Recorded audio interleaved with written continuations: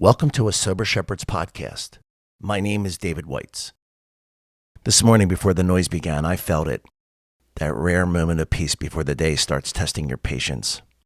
The dogs were fed, the air felt light, and for a second, I thought maybe today would stay quiet. But peace isn't a promise. It's a preparation. It's God's way of saying, you'll need this in a minute. And I did. Somewhere along the way, this old entertainer stopped performing and started transmitting, letting what's real move through me instead of trying to sound right. Recovery didn't hand me peace. It handed me practice. Most mornings start with that illusion of calm, the kind of quiet that almost convinces me the day's going to behave. And then before my coffee even cools, life starts throwing curveballs. The program taught me when I first got sober that the second step was about being restored to sanity. Back then, I thought it was a one-time transaction. You admit you're crazy, you find a higher power, you stop drinking, and you're good, right? I didn't realize sanity had an expiration date. Every morning I could start to drift again. Lose perspective, lose patience, lose peace. And I need the same power each and every morning to restore me to sanity again. Because how can I even respond to a recall from a power greater than myself if I'm not sane enough to hear it? The second step isn't just for newcomers. It's for every day I wake up human and plan to stay sober. And today was proof. Just this morning I watched it happen in real time. A woman 2 months sober standing exactly where I once stood. You could see the fear on her face. Someone outed her, broke her anonymity. And it reminded me of those years when I was raising my daughter. Terrified the world would find out I was still putting myself back together. I told her what I wish someone had told me. Your children have a sober parent. Be proud of that. And I meant it. That's the work. The roots beneath the recall. Because sanity isn't only restored in quiet mornings and peaceful prayers. Sometimes it's restored in those raw, trembling moments when one broken soul reminds the other, you're doing better than you think. But here's the truth.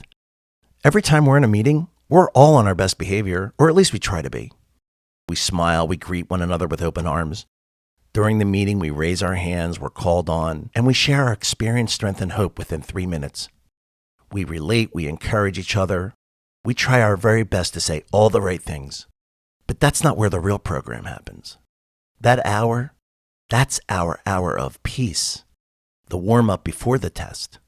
The real practice starts when we walk out those doors and life shows up. That's where practicing these principles in all our affairs becomes real and life shows up. What happened 2 days ago is a great example. Got an email that looked like it was from my insurance company. It said I was entitled to a free Oral-B toothbrush. And here's the thing. I was perfectly happy with my toothbrush. The email looked legit, clean design, corporate logo. The kind of grammar that says, you can trust us. So I figured for $9.95 for shipping and handling, sure, I'll upgrade the brush. So I logged into my usual 7 a.m. Zoom meeting, hoping to fill my spiritual tank before the day began. Instead, the group is dealing with a newcomer who wanted to rewrite 90 years of a program that worked just fine until she decided she wanted to rewrite it. I tried restraint until restraint packed its bag and left.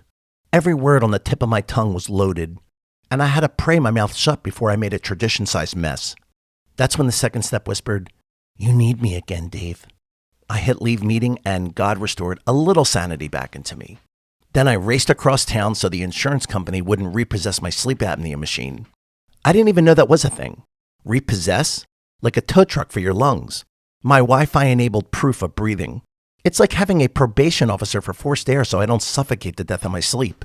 I get the new mask, I walk out proud and realize I've locked my keys in the ignition. So I call an Uber. The driver's name is Vladimir. He waits while I grab my spare key from my house. And on the way there, I open my bank app and start seeing charges that make no sense. So I call the number my bank gives me. And that's when I meet the toothbrush cartel. It was not a free Oral-B toothbrush. It was a $137 scam with fine print that could have buried me in monthly charges. So I go to war with them right there in the back seat. I'm explaining, arguing, demanding a refund until they finally cave in and refunded me the $137 back. And through it all, Vladimir's quiet in the front seat, probably wondering what kind of circus he picked up. Meanwhile, I'm insane again. The helplessness, the frustration, the absurd comedy of it all. That's when the second step taps me on the shoulder again. Let me restore you to sanity before Vladimir cancels your ride and pulls the car over and drops you off at the next traffic light. That's what makes the recall possible.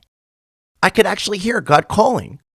Once I make that decision to let that power greater than myself restore me to sanity in the backseat of Vladimir's car, I could actually hear God calling. That's when it happens. The leash of grace tightening. That invisible pull simply saying, come back. Return to sanity.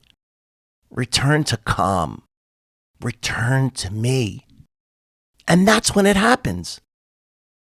I think of my shepherd Devin out in the field mid-chase, spinning on a dime when I call her name. That's recall. That's trust. She doesn't pause to debate. She just returns. God built that same instinct into me. Even in the madness he calls, and somehow I still turn. That's grace disguised as obedience. I breathe. I laugh. I shake my head at myself. Because locking my keys in the car doesn't mean I'm cursed.